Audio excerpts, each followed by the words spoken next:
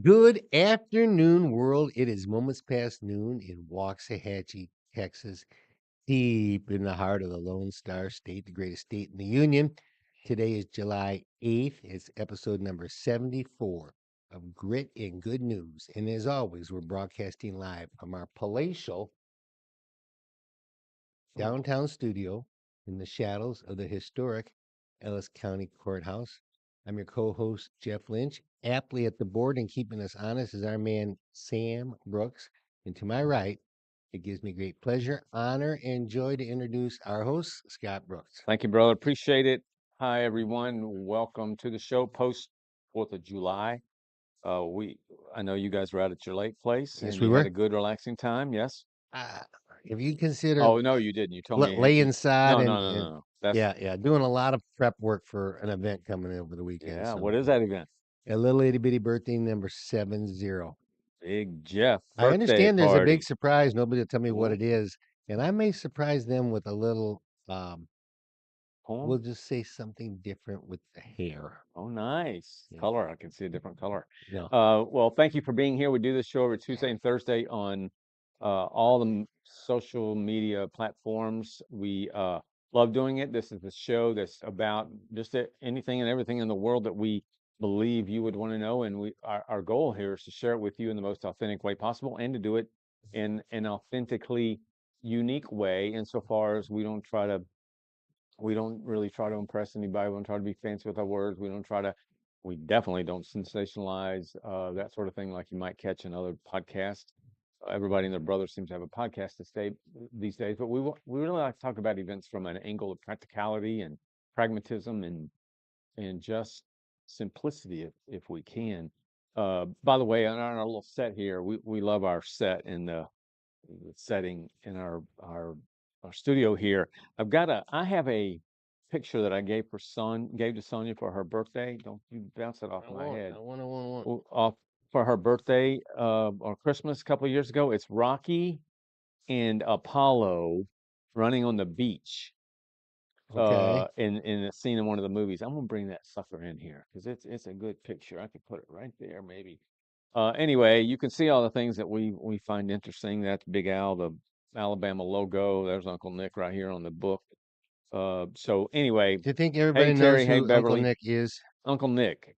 Nick's the GOAT, the best college football coach in all of history. So anyway, a lot is going on both in our city and across the region and across the country and across the world. So we're going to touch in our update segment here just on a couple of things. I do want to mention this is breaking news with respect to the city of Waxahachie. Our longtime city manager, Michael Scott, How uh, long is that? that is, he was assistant manager for 20 years, I believe, and then I'm sorry, 2016 could be, I think. It's either 15 or 16, best I recall. Our current manager at the time, Paul Stevens, uh, he left. Let's put it that way. He's now the city manager in Highland Village, Texas, by Flower Mound. And then Michael took over. So Michael's been in the position about 9 years, 10 years as city manager, but 20 prior, I think it was Hmm. 20 prior to that as assistant city manager. I've had the greatest of admiration for Michael. I think he's a class act. He's a good guy, great family man, all those things you would want in a leadership role.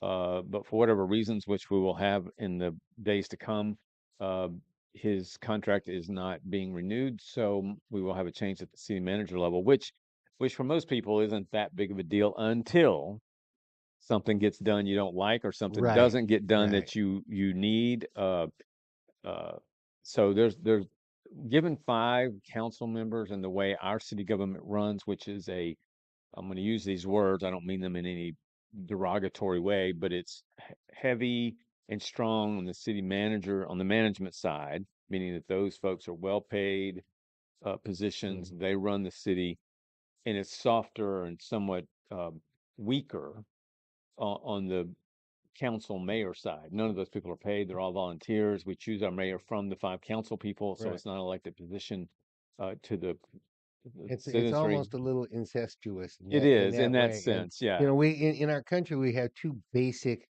um, management practices in cities. It's the strong mayor or the strong city manager, Right. and in the strong city manager, that's also ties to a strong council, and then the strong mayor, the council isn't always as strong, Right. and so Yeah, that's true. so that's how we run it Yes. here, and I don't come from, but I moved here from Tuscaloosa 10 or 12 years ago. And it's a city that is very strong mayor, an mhm, elected position, mhm. well-paid position. He runs the city. Yeah. You don't hear much from the council over there, and we're not anything like that. And Scott, when you told me this morning, and you told me that the council had made that decision last night, when I heard the 5-0 vote, um, I am not anywhere near tied into local politics the way you are, but I do know this: we don't go 5-0 very often. Yeah, the 5-0 vote is what got my attention. I do know that there in the past, since we've had this new council, really in the past 2 years primarily, with Travis. Well, Travis has been on longer than 2 years, but with Travis coming on board about 4 years ago, Billy Wallace, the mayor, coming on board 4 years ago, and then Trace Adkins coming on board 2 years ago. I may be off a little, but that's essentially when I say new council, that's what I'm referring to. The the the complexion not only changed physically, meaning different people, but Right. it changed in terms of the relationship between the council as a whole and the city manager. And it just began a torrent of cascading things that have ultimately led to this. So we're going to dig deep and have some more information to you from a news standpoint. May have a column to write about it. I don't, I need to, I do understand that when it's 5-0, it would suggest that there are reasons that those who in the past have supported Michael strongly realize that maybe it was a losing battle here. But anyway, And you know, uh, Scott, where there's smoke, yeah, there's fire. usually so. But at the same time, Michael is a class act, somebody I Amen. greatly Yeah. respect, and so we're going to do it fair. But more to come on that. I also want to mention, if you haven't been following the news lately, on 4th of July, which was last Friday, in Alvarado, which is just 30 minutes going towards Burleson and Cleburne, on this side of, well, I guess that would be Interstate 35. Yeah. Uh, 35W. yeah, so there was 10 people have been arrested. Five of them, interestingly enough, five of them female, five of them male, have been arrested for ambushing ICE agents at the detention center there in Alvarado. And Alvarado is not very big, so I suspect that I've seen that detention center and never really realized it. You can see a lot of Alvarado from 67, and but that has grabbed national news as it should. So we've got some local thuggery, in essence, going on over in Alvarado, and these people were hiding in the woods. They had body armor on. They had what's called I've never heard this. Well, I have heard it, but I never knew exactly what it was. A Faraday bag, Faraday, Faraday bag. And that is a bag that you can, I guess, purchase on the black market, maybe on the open market, where you can put your phones in it, and it essentially gets rid of the phone's ability to be tracked. So they were carrying a Faraday bag or bags with phones in them. One of the agents was shot in the neck. Others were shot. I think one was shot in the knee. One of the ambushers was killed in a shootout. So right here, I keep saying this, and you do Despite too. despite the body armor, Well, yeah, despite the body armor, I mean, if you shoot them in the right place, the body right? armor ain't gonna do you any good. But we talked about how Waxahachie specifically, but I would say Ellis County, I would even say North Dallas, has been spared from the evils of the world, and I want to believe that that's God's favor looking down on Waxahachie and Ellis County. When this stuff happens, Alvarado, I guess, would be in, I don't know if that's Kaufman County, Henderson County. I don't know what county it's in. Probably should, but Alvarado's not that far, That and would probably be still in Tarrant Tarrant County, County. Yeah. yeah. So not far from here, literally, 30 minutes away or so on 67, you can be where this occurred. And so I say to myself, uh, things are creeping closer to Waxahachie, uh, and that's not what we want. So I see Sammy's got it going on with the boys here about roll tide, hook 'em. We know we don't allow burnt orange in this this place. Not Do we, really. Sam? Is there We anything we up can there burnt orange? There better not be. If it There, does, it was done promise without you. me looking. college football will be here all Oh too man, soon. We've got hey, other things to concern I ourselves with. saw on my upcoming TV, whatever these things I get that say what's Yeah, coming up. yeah. The Rangers tonight and July 31st. August 9th, Dallas and LA Rams in Oh. Pre. preseason. I'm like, There. it's here. It is almost here. Training camp opens what next week, maybe? Yeah, but there's a they call it the Hall of Fame game. Yeah, In in Canton. Ohio. Yeah, it's the very July. first one. Is that like? Do they play serious in that game? No, the starters won't play at all. Yeah. Uh, Okay. And that game is tied into the Hall induction. of Fame induction that Yeah. same Oh. weekend. It's a big Yeah, deal. so they play the And here's a game. quiz for you, Sam. What do all of the Hall of Fame players wear A Hall of Fame patch on their jersey. on their No, not on sport their coat? What jerseys. color They sport don't coat play do they anymore. all wear? Just like Oh, the people. the green ones at the Masters.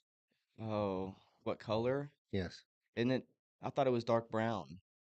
Gold. gold, Mustardy. Gold. Oh, okay. Yeah. Mustardy looking. Yeah. Yeah. Yeah. And it has the big, it's a Hall of A Fame. big patch on it. Yeah, Yeah. that's how you know they're Hall of Yeah. Famers when they go places. Yeah. Terry says that it's Tarrant County. You were right. Sammy, did you say? Yeah. So Sammy, the other day, on Sunday, Sammy and Kennedy like to watch those Formula One races when they come on in America because they're all over the world. I think this Right. one And this was in UK Silverstone. this was in the streets of Ethiopia or something like that. But anyway, they had that race, and Sammy got to get home. I saw him at whatever time that was after church, and Dad got to get home. We got to watch this race. Well, in the meantime, right after Sammy left, before the race started, I get this notification on my phone that Nico, because Sammy's got me following this stuff, that Nico was on the what do they call it? Podium. Podium, which means they got first, second, or third. Yeah. And Nico hadn't won anything since the history of mankind. Yeah. And so I say to Sammy, "Oh, I knew it when you were at the house." Yeah, you knew I it. said, "Oh, you want to know about me, No. Nico?" And Sammy's like, "Dad, don't." It would have made me And I mad. didn't because I wouldn't want him to do that to me. How respectful. Yeah. All right. 2 minutes, 3 minutes of y'all's time. I want to give Nico his flowers real quick, okay? I want to Okay. tell y'all his. Flowers. 60 seconds. Get it done in 60 seconds. He's never heard that. This is Nico's accomplishments in junior and then a couple of F1. So it started in 2005. He was the Formula BMW champ. He won 8 out of 20 races. Then in 2006 through 7, he was the A1 Grand Prix champion, won 9 wins. Then in 2008, he was the Formula 3 Euro Series champ, 7 wins. Then in 2009, he was the GP2 Series champion, and he won it in his rookie year, which that's not heard of. And then after 2009, he moves into Formula 1. His rookie season, he gets pole position, which in qualifying, whenever you qualify first for the grid, that's called pole position. Yeah. He got pole position in 2010, and then nothing. He retired in 2020, came back in 2022.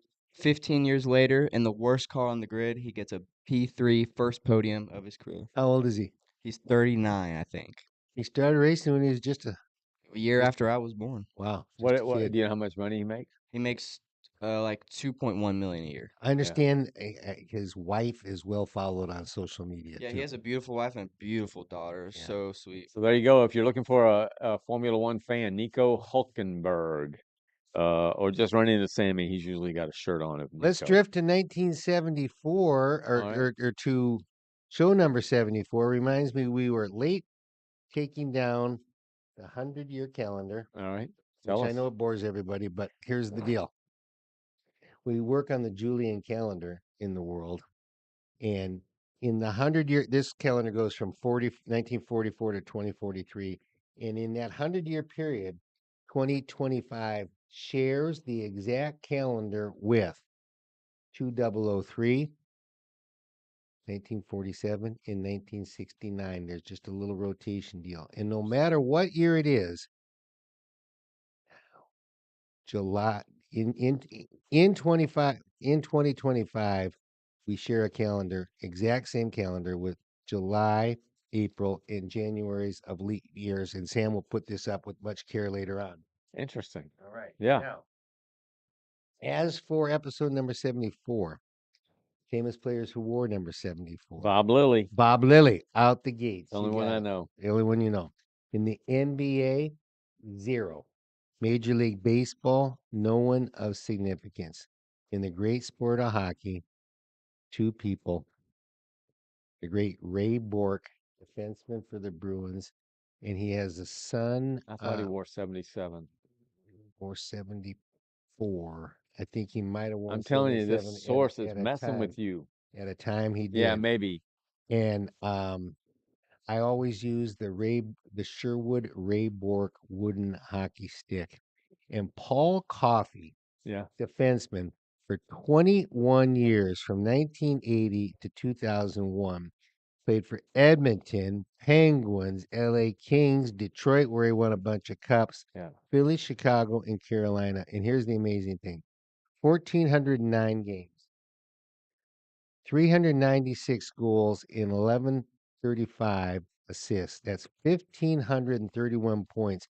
That's more than a point a game Yeah. for a defenseman. He averaged That's pretty 89 incredible. points a year, 23 goals a year, 66. Yeah. That's it. That is pretty incredible. Yeah. All right, good. Very good. Thank you. I want to mention real quick the Big Beautiful Bill. I wrote a column and Jeff wrote a poem about the Big Beautiful Bill on You our remember my new nickname for it? uh B3. there you go. Yeah. So my column was to say let's hold our horses here. Now at that time it hadn't been, well, I guess when I wrote it, it hadn't been approved. When the column came out on Substack and your poem came out on Substack on Friday, it was approved later that day on 4th of July, which was the plan for Trump. Yeah. So I said, let's take a look at this and see if whether as true, authentic conservatives, we ought to like it or not. I opined in my column that there are parts of it that we shouldn't like, and those parts were about government's farther, broader reach into our lives. But there are parts of it that we should like. And I just want to mention a few of those to you all, our gracious audience. The lowest tax bracket will retain a 10% tax rate. So whatever that lowest is, I don't know if it's under $20,000 annually or what that number is, the threshold in terms of income in a year. Whatever the lowest is, there's a 10% tax rate on it. The second bracket will be 12% instead of rising to 15%. So at year's end, when we hear about the Trump tax cuts, had this big beautiful bill not been approved or some variation of it not been approved by the end of the year, then what we're paying now, we being the persons in the second bracket, instead of 12% would rise to 15%. The third bracket would rise from 22% to 25%. The fourth bracket, 24% to 28%, and the fifth highest bracket of income, which may be more than 150,000, 200,000, somewhere in that name, or in that range. No, that's like 400,000. Okay. 32%, it would go from 32% to 35%. So significant increases were on the way. And Trump says, when you hear him say, we want to keep the Trump tax cuts permanent, that's what he's talking about. So this big beautiful bill does that. The bill also increases the deduction for individuals by $750, $1,500 for married couples, and $1,125 for a head of household. About 90% of federal taxpayers utilize a standard deduction. So that standard deduction is also is increasing, which in this case, in that framework, is a positive. What's the new standard deduction going to? It's going to for individuals, it's going to be increased. I don't know what it is right now. It's 30 right now. 30. The deduction itself. 30 is if you have deductible items. Yeah. Unless they're over 30,000. Okay. You're no good to take them. And you know what it takes. We've got a big house now. We got interest. We started out always taking deductions. Now we take doesn't make it work. Standard. It's not worth it. So whatever that standard deduction is now for the various categories, it will increase by $750 for individuals, $1,500 for married couples, and $1,125 for a head of household. So that's, and again, I just mentioned that 90% of federal taxpayers utilize the standard deduction. Let's understand deductions versus credits. Yeah. Deduction says, if you keep the math easy, if you made $100,000 and you took a standard deduction. Now your income is 70. They're Right. taxing you on 70. And if you had enough deductions to make it higher, you had deductions to make it 40, you'd Yeah. be at 60. Okay. Right. And the other thing that they talked about that I didn't think came through very well, they talked about, are you getting into the no tips? Yes. Okay. Yeah. So And then I'll give you that's a good segue. what they didn't do. Yeah. And that, So it doesn't fully eliminate income taxes on tipped income and overtime, but it does create new deductions that will provide relief to such workers through 2028. So, tipped workers such as restaurant servers, barbers, and drivers will be able to deduct up to 25,000 in qualified tips based on standards established by the Treasury Department. so my wife and I had a conversation about this, and she was saying, well, how do they know what your tip income is? That you tell them. Yeah, You have to keep you records. have to keep Yeah, records. I mean, tips are cash usually. And Well, not always, no, but I don't know, probably that's why not. you should always tip in cash Yeah, instead of credit card because it's more trackable on credit card. And the bottom line is the formula that they have tells you that you have to fill out these forms. yeah, It's an IRS form, and it has to go to your restaurant, and then they report it to the IRS. right, And what they're basing it on is saying the number you give us has to exceed 8% of your bills, what people paid. right. So it's easy to kind of underreport that because I don't imagine there's too many people that are getting only 8% Yeah, you wouldn't tips. think. So Yeah, although there are cheapskates out there, you yeah, wouldn't think. But but always give them the cash because then it's clean. well, and they're going to be responsible for keeping track, proving that they've got, in this case, you up to $25,000 Yeah. in tips. Uh, let's see. With respect to, let me go back here because there's a couple other things in here I thought are really, really unique. With respect to interest on auto loans, those are now deductible through 2028 for vehicles that undergo final assembly in the United States of America. The bill also creates an above-the-line income deduction for overtime premium payments of up to $12,500 for hourly workers who work overtime. There is also let's see, I may have already said this, but this is more specific about these auto loans. There's a deduction of up to $10,000 for a qualified passenger vehicle loan in a taxable year, in this case through 2028. Eligible vehicles would include cars, minivans, SUVs, pickup trucks, and motorcycles that are regulated under the Air Act as motor vehicles and undergo final assembly in the United States. With respect to retired workers, will also benefit from tax relief. It doesn't completely fulfill Trump's call for no taxes on Social Security. However, it does. It creates for folks 65 and above a $6,000 bonus deduction um, that is in effect through 2028. And that is a stair-stepped amount. And if you're at 150 married, you don't get it. It's actually 75 to yeah, married is right. 150,000 for joint filers. Single would be 75,000. It phases out entirely. The full deduction is available. Uh, let me right back up. It phases out for higher income retirees with the amounts we just talked about. Uh, so you still get something, but it's less and it phases out. It phases, and when you get to 150, it's zero, and This they're up. says it phases out entirely for individuals earning over 175,000 and couples over 250,000. So Mm. there you go. Those are some of the things that the big beautiful bill achieves. I'm amused. I shouldn't be, but I mean, sometimes you gotta laugh instead of cry, and or laugh to keep from crying. And in this case, the left's conduct in response to all this sort of thing, and we'll talk a little bit about it with respect to Kerr County, is just to be as vicious and vile as they can. So this big beautiful bill, if you listen to Hakeem or Chuck or any of these bozos, they're talking about how children are going to die all over the country, and they already had thrown out numbers of the numbers of kids that are going to die and all this stuff. It's just a bunch of BS. And finally, after all these years, we have a president who is going to follow through with what he said he was going to follow through with. And while again, there are some areas of that bill that I don't like, I don't think there should be any more reach for controlling speech anywhere. Um, and there is some elements to this bill that talk about online speech and try to get more control of it by expanding hate speech categories and other things. So, but overall, I think it's a good bill. How many millions and millions and hundreds of how many people earn income from tips?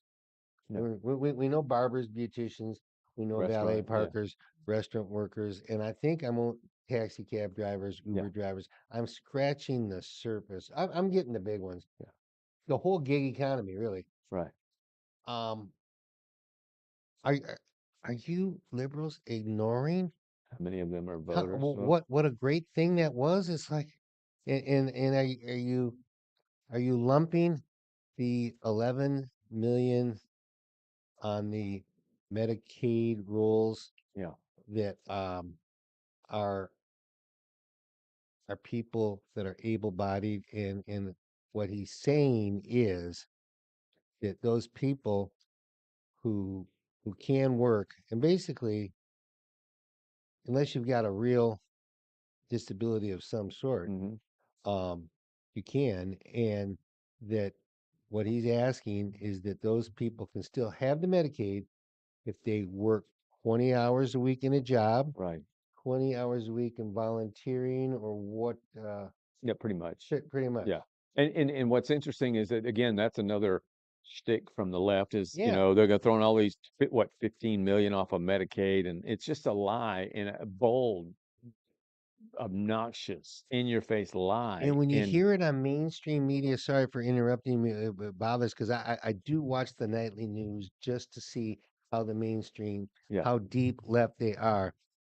They'll throw out the big number, and these people are all losing their Medicaid, and they're not qualifying it at all. yeah. So I, It's I so would say to you, ridiculous. we spend a decent amount of our time in prep. I mean, this show isn't the only thing we have going on, but we don't just show up and act like, we're experts on everything. We we do research, we print out stuff, we study it, learn what this stuff, which is for me one of the benefactors of Amen. doing this show is, and Sammy is obvious to it, but even at my age, our age, we can learn some stuff, and then we can hold people accountable for saying, well, all these millions of people have been thrown off Medicaid. Well, no, they're not, and if you are receiving Medicaid, but you're an able-bodied worker, then you're either uh lost your mind and don't know that you're able-bodied, uh, or you're committing fraud. So, When Medicaid was started in 1961, 5% of the population was on Medicaid. yeah, Now we have some states where it's 21, yeah. and the average is way over 10. I'll never forget in Buffalo, a guy told me one time, this is, I was 30, 33 maybe. He said he was on Medicaid, and I said, why? And he said, because I got neck problems. Can you tell? And he was wink, wink. And I'm thinking, what does that do to your psyche? First of all, secondly, that's fraud. So this big beautiful bill is, there's a lot to it there that we should be grateful for. Those things that I've mentioned as being things that concern me, or those things I'll have to fringe with and move forward. So there you have it on the big beautiful bill. So last week, Texas, I make the claim that in the face of one of the state's most tragic, uh, unbelievable, not in a positive way, amazing events, that is the massive flooding in Kerr County down by New Braunfels and uh, the Hill Country. I believe Texas experienced at its worst moment and showed the world its best in this process. Now, I'm not one I don't think I can recall a column other than regarding Trump where I have praised governors or any other politician.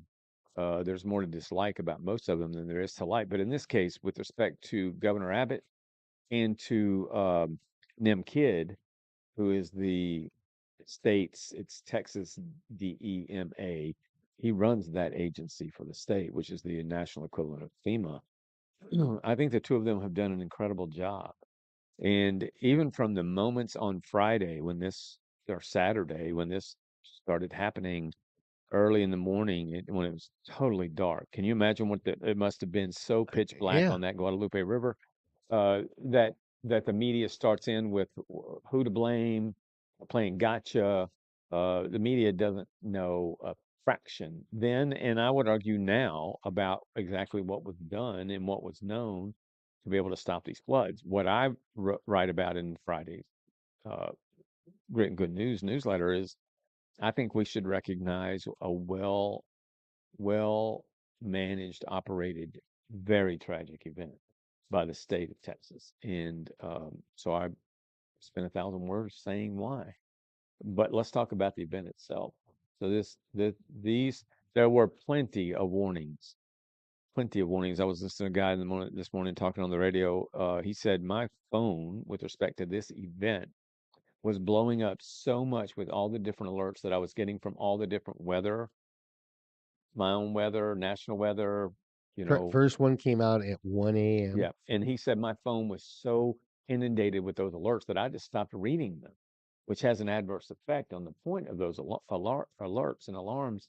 But he said there was so much notice about what was going on. Now, they didn't have, based on a vote by the people of Kerr County in the last election, they chose, it may have been a previous Mm. election, but they chose not to spend the money on those horns uh, in the areas that they would have gone off. Now, you know, some people were talking about poles with massive horns on them, uh, sound horns that make sound to alert people. But the minute that water started, those poles would have gone down in a heartbeat. And so the idea that there wasn't preparation, there was people to blame, that nobody knew what was going on. It's just another role of the media that's just sorry. Uh, and we're what 3 hours from. I mean, New Braunfels is just north of San Antonio. Hill Country's 3 hours, about maybe a little less, and so it's not like in our back door. However, many of us have been down there. I've floated Hmm. down the Guadalupe River Hmm. when I was a teenager as part of a church, and so it still remains one of the until last week one of the most popular places to go in the state of Texas, and it has that camp, Mystic Camp, there on it. And these kids, I was reading another report. Again, it was 1 in the morning. It started happening. It continued to happen. These kids were sound asleep. There was very little that they could do about it, if anything. It came on them in a almost a moment's notice. So these young children, God rest their souls, were taken away in their sleep and awakened by cold water. I'm sure the enormous sound of that much water rushing, Hmm. and they had no chance. It was over. And there are 11, 10 young children. Yeah, oh, and they're age 7 to 17, and most of the counselors are former campers. Yes. And this camp came to be uh, as a addition to a similar boys camp Hmm. run by the same man, Yeah. Stewart, who Who was at passed one away, time a Longhorn coach and he back passed then. away. Uh, the husband and wife who run the camps or own the camps, but been right there since 1974. Both were killed, and but these kids, it And seems they're like, second generation or third. I I can't think so, remember. yeah. It went back to the 30s on that ownership. But these people, to get out of that, I think, is a stroke of luck. The the that much 30, 26 to 30 foot wall of water coming at you that fast and that suddenly. You're in an RV or you're in a building right on the water. There's a picture of a camp, I mean a dorm that's moving on the water, and it's a boys' dorm and or cabin, and you can see they're walking around, the flashlight, they got the flashlights on. Oh, that house, that cabin, those none of those boys in that cabin perished, and yet it was floating down on the river, and so they must have hit some land somewhere and were able to jump out. But how much I mean, how much would it have taken to save the ones that were lost? I mean, How do you prevent it? How is that preventable? Even if all the alarm systems in the world, let's say a Right. day, maybe if you had a day's notice, but I don't think even in the most recent, the most expedited forms of alarm predicted there would be a 30-foot wall of water. How are rivers formed? Well, I mean, they By multiple creeks and running then they into them, flow to the sea. and then they I don't flow know. to the sea, Yeah, and so you're in the hill country, yeah. and you've got brooks and streams and creeks working their way down, Hmm. and they're all emptying into that river. Rita and I were reading. There was a pair of sisters from Dallas Right. that were found holding Man. each other's hands 15 miles Yeah. downstream. Can you imagine what it's like to go 15 miles on a log or a raft or whatever, holding your sister's hand, and then you get hung up in the trees or whatever, and Well, then yeah, die? I Oh was my! telling Sonia last night, one person was found 20 miles away. I said, that's getting in the water. The creek behind our building over Yeah, there, it gets pretty high and gets pretty fast. It's, you right. can stand up in it still, but it's amazing to watch that. Or sometimes we look in the back window after a strong rain and we say, "Oh man, that guy, Gully washer. this would be in water from here to Midlothian." And of course, who knows when they passed away in that process? Yeah. But and you assume little kids probably passed away early on in that process of floating down the river, because how are you ever going to come up? And no telling what you're hitting in under the water. And I don't want to be morbid about it, but those people floated for so long, and it's hard to fathom. The other thing before we move to our next topic is, I hear people talking about people that are non-Christian making fun of Christians. Well, where was your God in all of this? What about your good God who allows this to happen and allows that to happen and so on and so forth? It's like, for me, it's obviously, I contributed to having Sammy, and we nurture Sammy, nurtured until he was of age to be able to start to do his things now, and now he does what he's as an adult he does. And I love him enough to let him live his life. I don't hover over him. I don't make him do anything really. He knows what to do. If I did force him, we talk about narcissists and others who force people to do certain things, or control freaks. And by and large, we despise those people because they try to control everyone else. Well, does a God who allows us to live with free will and That's all the where I was good and going. yeah, Yes. all the good and the bad that comes with that, is that more loving than making us robotic and that we have to love him and do everything that he says? That wouldn't be love on our part. That would be like being in a prison. You're Right. just following the rules so you can survive. So I don't anymore. I mean, I've had a mother who's lost to murder. I've lost my other parent at a young age. We've been through our fair share of some suicide in Sonny's family twice. And we don't sit around and say, God, why? Even back then when I was younger, when my mom passed away, Mhm. I didn't sit around and I didn't brood at God and point fingers and scream and yell and say, I'm done. Uh, because I think that we need to recognize that God created earth, people, and for our good, and we're the ones who screwed it up. And he wants to be loved like we want to be loved, and our way of showing him love is to follow him voluntarily and with passion, not because we're being controlled and because he forces us to. That isn't love. So And when you live near areas where hurricanes come, well, you've done that. And yeah, when you live in parts of the country where tornadoes come, well, you've done that, and you can't. You live in California, wildfires. I mean, there are problems, natural disasters all over the place, and I don't know where you think you're safe in the Dust Bowl in Nebraska. Well, they had the big dust storms come through in the 30s, devastating things. yeah. To try to nitpick God, I don't know. Well, there's that movie with Jim Carrey way back when called Bruce Almighty, and the story was about him as just a average Joe like us, and he became God, and it showed what his life was like as God. So he, in one scene, he's sitting, I don't know if he's at a computer. I can't remember if it was when we started using computers, but I think it was. But he was sitting at a screen, and in a matter of split seconds, all the requests from people that knew him or said they knew him for him to grant them winning the lottery was Right. overwhelming him. Right. And so it was I don't know if it was a, I don't even think a good movie per se, but it certainly did depict why God, in a way, why God is a God of Mm. free will and love and mercy and grace and compassion and all those things we can partake in. Uh, for those of us that do, bad things are still going to happen.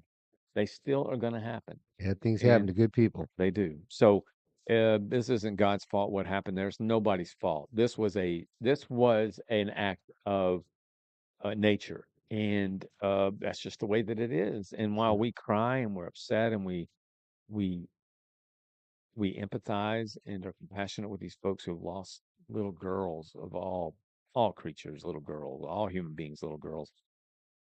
There's just it was an act that could not be prevented. So there you go. Before we get to our normal segments, I want to talk about in the he said segment, the Tucker Carlson Ted Cruz interview. Sammy, if you'll call up the first one on your list there and tell me when you're ready. I'm going to show you guys. If you're not aware of this uh, interview, it was more like a debate. It was more like a confrontation. It was more of a exposed both men in a way. Tucker had that gotcha element. Ted Cruz had that deer in the headlight. What do you mean you don't know this or you don't know that? So I want to show you two segments, and then Jeff and I'll talk about it, and you can let us know what you think. So, Sammy, hit it on that first one. By the way, I don't know the population at So, all. stop. No, I don't know the population. Let's go back to the very beginning. All right. So Tucker's asking Ted Cruz. This discussion is about Israel, Iran, and the bombing a couple of weeks ago by Trump on the weekend of those nuclear sites in Iran. This is Tucker asking Ted Cruz, who supported all of that and who supports Israel unabashed and unadulterated. He's asking Ted Cruz, what is the population of Iran? By the way, I don't know the population at all. No, I don't know the population. You don't know the population of the country you seek to topple? How many people live in Iran? 92 million. Okay. Yeah. How could you not know that? I don't sit around memorizing population tables. Well, it's kind of relevant because you're calling for the overthrow of the government. Why is it relevant whether it's 90 million or 80 million or 100 million? Why is that relevant? Because if you don't know anything about the country... I didn't say I don't know anything about the country. What's the ethnic mix of Iran? They are Persians and predominantly Shia. Okay, it's not even... You don't know anything about Iran. So okay, I am not the Tucker Carlson expert on Iran. You're a senator who's calling for the overthrow of the government. You're the one who claims anything about the country. No, you don't know anything about the country. You're the one who claims they're not trying to murder Donald Trump. You're the one who can't figure out if it was a good idea to kill General Soleimani, and you said it was bad. You don't believe they're trying to murder Trump? Yes, I do. Because you're not calling for military strikes against them in retaliation. And if you really believe that... We're carrying out military strikes today. You said Israel was. Right, with our help. I said we. Israel is leading them, but we're supporting them. Well, you're breaking news here because the U.S. government last night denied, the National Security Council spokesman Alex Pfeiffer denied on behalf of Trump that we were acting on Israel's behalf in any offensive capacity. No, we're not bombing them. Israel's bombing them. You just said we were. Stop that one there because that goes on. It's very insightful, and you can see Tucker's. 9.9% of people out there. So 99.9% of people, when you play gotcha with them, are going to get angry.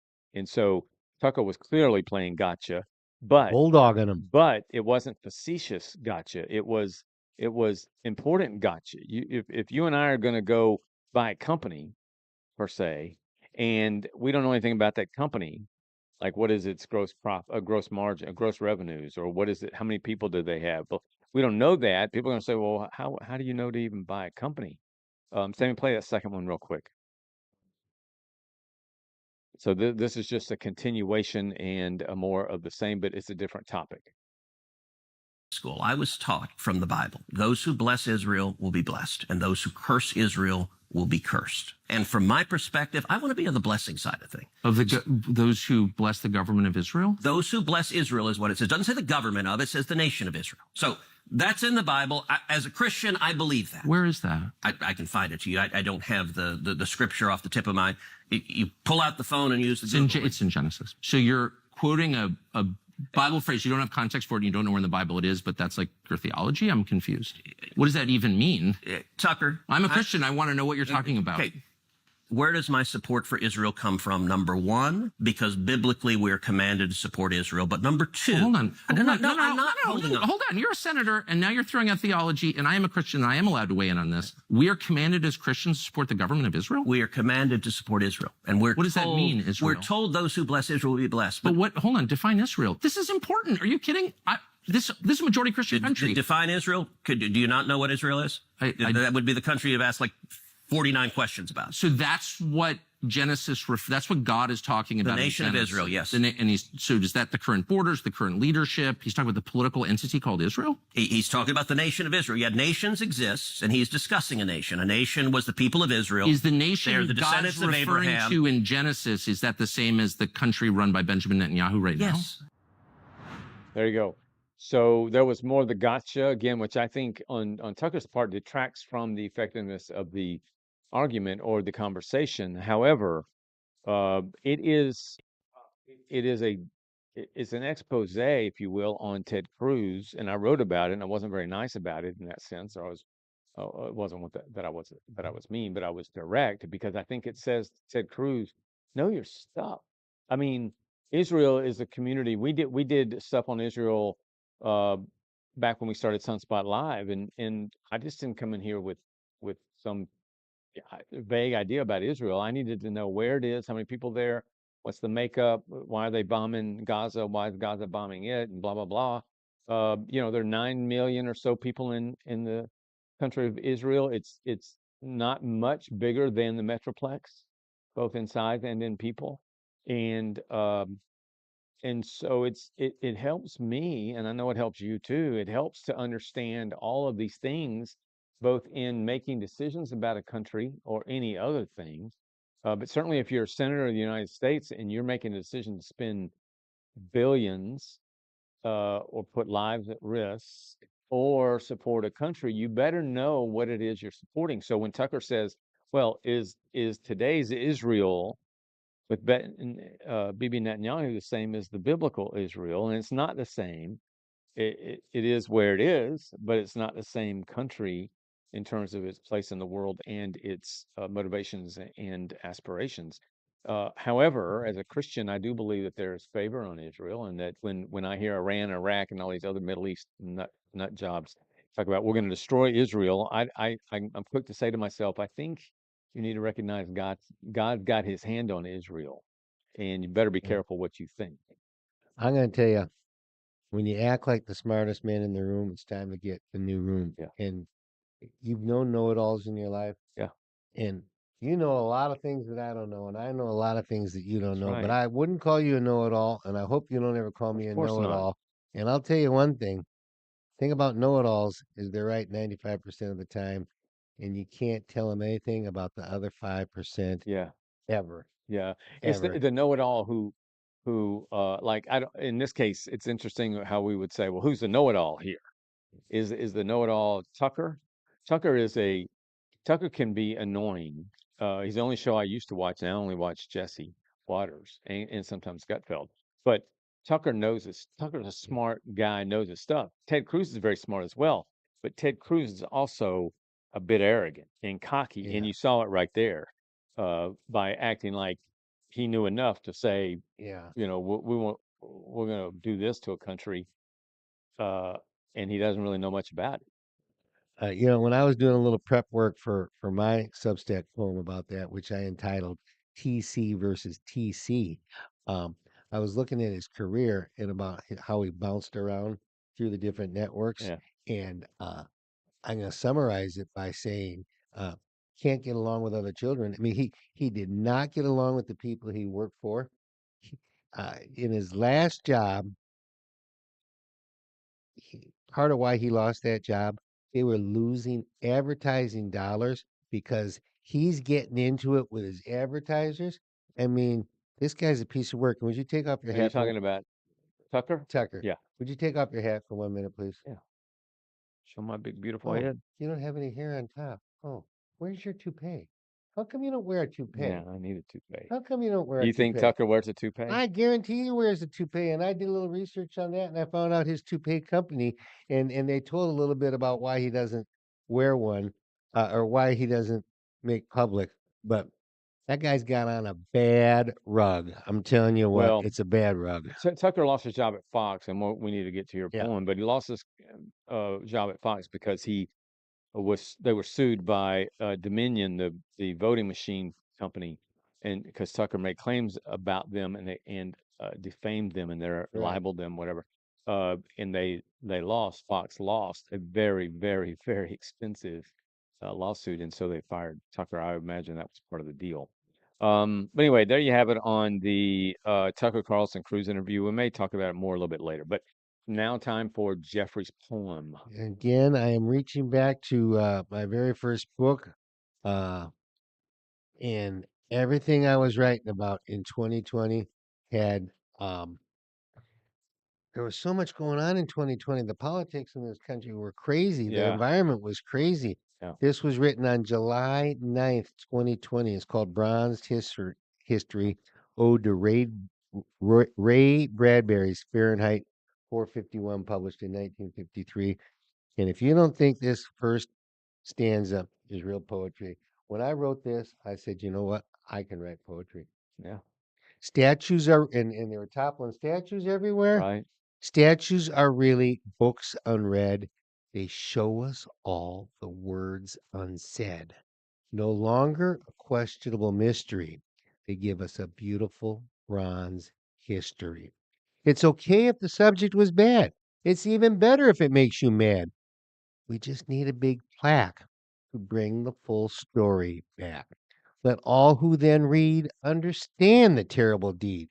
We must learn from our past, not topple or blast. Don't let books be the next thing to know. We'll lose all the great things that we know. Read Fahrenheit 451. Look out, it's ready to come. Better read it again. We're about to be then.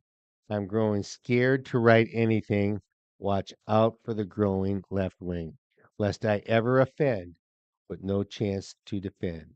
Then, when your thoughts are no longer legal, kiss goodbye to the almighty eagle. If we ever forget all of our past, this nation has no chance to last. Very good. Yep. Amen to that. Amen to that. There you go. Another great poem. All right. We got 4, 5, 6 minutes to do We'll get it done. We'll get it done. Yeah. Okay. On Monday, I'm giving you one here from Monday because I do this quiz every day with my wife. She gives it to me, and I read this one. I thought, how do I never know about this chapter of American history? Monday from yesterday. Yeah, 2 days ago. Yeah. 2 days ago. 1865, 4 people were hanged in Washington, D.C. for conspiring with John Wilkes Booth to assassinate President Abraham Lincoln. Lewis Powell, David Harold, George Atzerodt, and Mary Surratt, the first woman to be executed by the federal government. The long and the short of it was that this John Wilkes Booth was a big Southern sympathizer, Confederate guy, was pissed off about how things had happened and that that it had not gone their way. Right. And he recruited a total of 8 people, all of which were convicted, but only 4 were hung. 8 people in the conspiracy to topple the Union, starting by taking out the president, the vice president, and Seward, the Secretary of State of Seward's Right. Yeah. icebox fame. Yeah. And You I didn't never know. knew this. You know, I've told you I Who read the knows book this? Killing Lincoln by Bill O'Reilly. I do remember that woman that you mentioned Yeah. there. But yeah, there's so much to that Okay, story. Oh, sorry, Jeff doesn't have his phone on. Detour. Yeah, and detour. I'm so bad Yeah. at, the trouble is, whatever. All right, let's hit it. Here we go. Today in history, Colonel John Nixon gave the first public reading of the Declaration of Independence outside the State House, now Independence Hall in Philly. Philadelphia. Yep. 1934. No, Sammy. Declaration of Independence, 1977. 76. I mean, no, 70, Too late. 1776. 1776. I figured he had waited a Oh. The year. first issue of the Wall Street Journal was published. 1855. 1892. 1889. Yes. Sammy. All right. A New Mexico newspaper, the Roswell Daily Record, quoted officials at Roswell Army Airfield as saying they had recovered a flying saucer that crashed onto a ranch. Officials then said it was actually a weather balloon. 1907. 1940. 1947, you snuck Oh, in. barely. Yeah. Barely. Kim Il-sung, North Korea's communist leader since 1948, died at age 82. Yeah, I'm going to say 2000. Go ahead, Tim. 1979. No, yeah. So I would say 1986. 1994. Missed it by one freaking year. For those of you who weren't watching our last show, let me remind you, our man Sam did go 11 and 2 with the bonus 4 times. The largest spy swap between the U.S. and Russia since the Cold War unfolded as 10 people accused of spying in suburban America pleaded guilty to a conspiracy and were deported to Russia in exchange for the release of 4 prisoners accused of spying for the West. What was the last date? Last date was 94. 97. 2006. 210. Oh. You snuck in there. The 135th and final space shuttle mission began when the Space Shuttle Atlantis launched from Kennedy Space Center. 2018. 2013. 2011. Oh my gosh. Divers. I think we had the predecessor to this last time. It helped me get this one right. Think back to this might have been one of your bonuses last Thursday. Divers rescued 4 of the 12 boys who've been trapped and flooded in northern Thailand with their soccer coach for more than 2 weeks. Didn't we have? No, I don't remember that. The remaining 8 boys and their coach were rescued over the next few days. 2019. 18. 18. The bonus is in effect for the young man. Finally. Well, it's 5 and 2 today. I did horrible, but I got a bonus, so it's okay. 6 and 3. 2 bonuses helped get me there. Thank you, Terry, we for got playing. one of our clocks says 12:58, 12:59, and 1 p.m. You better be Your glad the goal clocks are between on. now It's and- legit at 59 right Between now and Thursday, they all need Just to take say a the guess. same thing. Take a guess. I'm going to guess that you're about to get slapped upside your head. So thank you for being with us. Again, you can find our content, including the show, on our Substack platform, substack.com. Go there, search Grit and Good News. You will find us. It's expensive. And it's $5 a month. A month. Yeah, it's less than a donut anymore, maybe 2 donuts. But you can get all kinds of content that we write from our little hearts and about a number of things. So please, if you haven't already subscribed, please take the time to do that. And so with that, thank you for being here, and we look forward to seeing you on Thursday. Jeffrey. Have a great day and put a smile on somebody's face today.